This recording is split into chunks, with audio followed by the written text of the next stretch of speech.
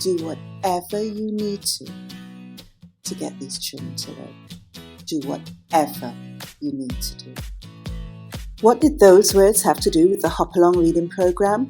Listen to this podcast and find out.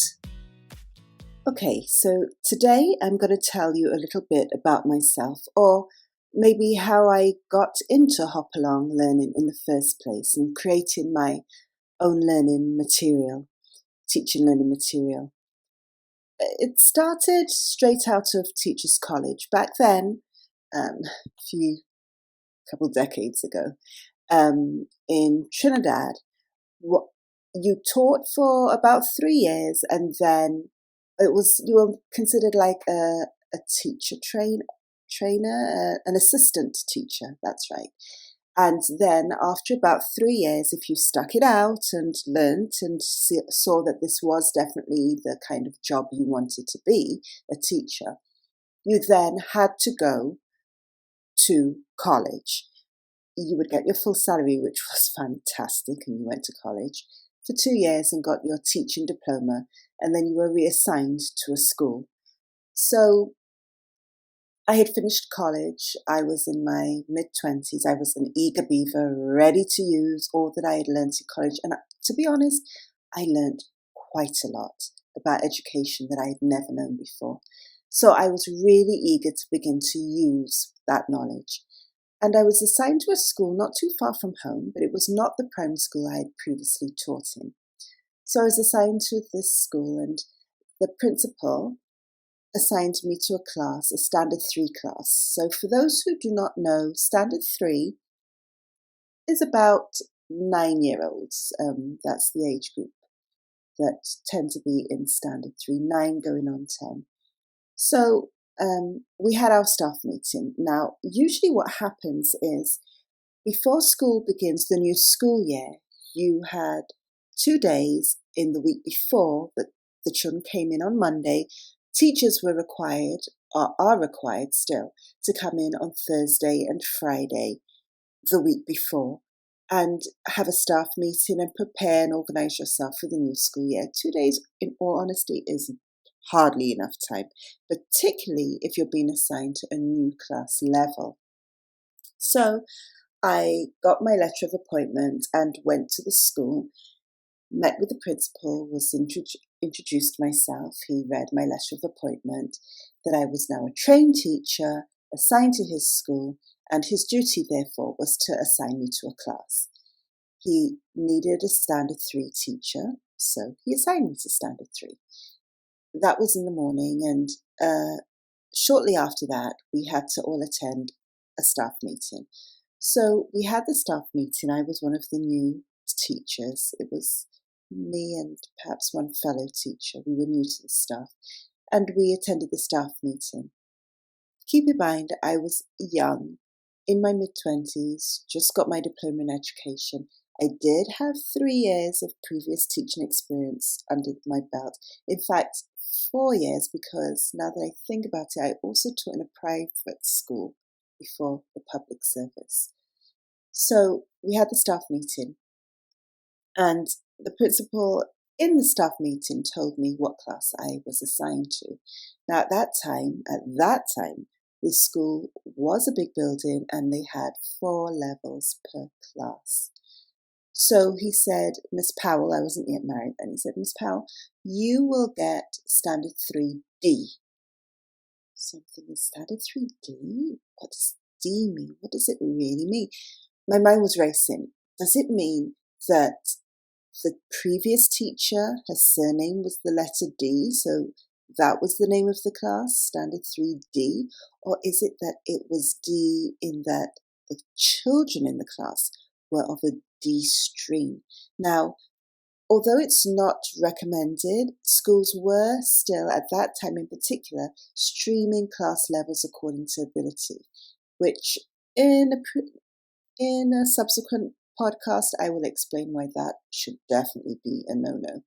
Nonetheless, my mind was racing, Standard 3D.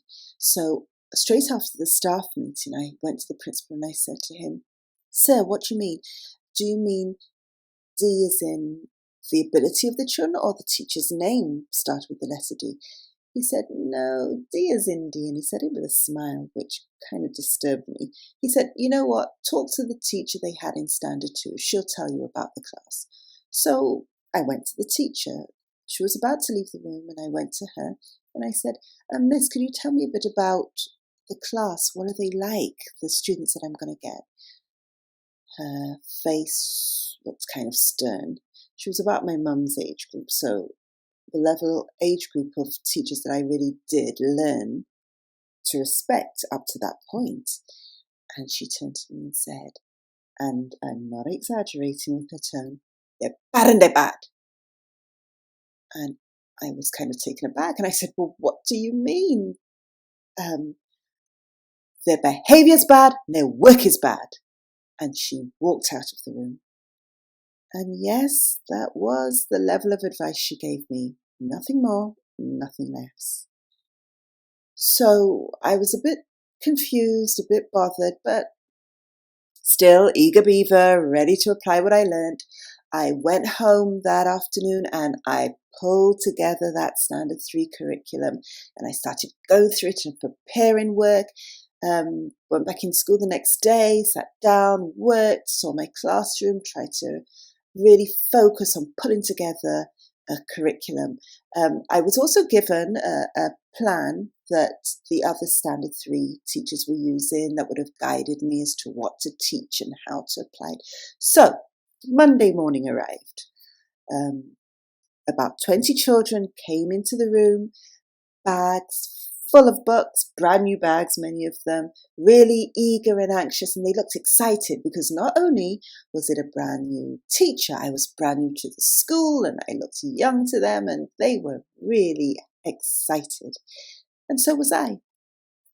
So then the Ministry of Education did not supply textbooks. Parents had to buy all their books from the list. And I might add that this was not a wealthy community that the children came from. But most of the children's bags were full of freshly bought books, covered with brown paper, which I also don't quite care for, but that's again another topic. They pulled out their books, and I said, let me see what you've got, and they pulled out their books. And what I decided to do was just get a feel for what they were like. We introduced ourselves, they talked about what they did for the holidays, I talked to them, and then I went to them one by one as they were settling down and opened up a book and asked them to just read little bits from it so I can get an idea of their level of reading. And I was shocked. The children could read nothing in those books. Not one thing. I couldn't believe it. It was so bad, their reading level was so poor that many of them could not even identify letters of the alphabet. Now, these were not children who seemed special needs in any way. Of course, I was not in a position yet to fully assess or get them referred for assessment, but all things being equal, they seemed normal to me. My heart broke.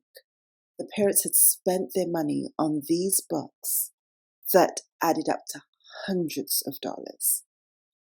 These were not rich people, but they cared enough clearly to have purchased the books. The children came in crisp uniforms. They were eager and excited to learn. They had spent at least 5 years in the public school system and had learnt nothing when it came to reading. I said to myself, Lorraine, everything you had prepared goes through the door, out the window. I said to myself, these books that the parents just spent their money on cannot be used. I was lost. So I went to the principal for advice. I went downstairs to him. I showed him some of their textbooks and I said, Sir, these children can read nothing in them. I cannot use these books. Credit to him, his words to me were, Miss Powell, do whatever you need to get these children to learn. Do whatever you need to do. I said, thank you, sir. I'm going to tell the parents not to send these books back to school. He agreed. He was willing to let me do whatever was necessary. He trusted me. I don't know if he was brave. I don't know if he sensed something in me. I don't know if he recognized that among his staff there was failure already. But he gave me full control to do whatever I needed to do. So I went back to the classroom and I said to the children, children, put your books back in your bag. Take them home. Leave them home until we can use them. We're going to do and use other things. So they did. But I had to brace myself for the repercussions. Why?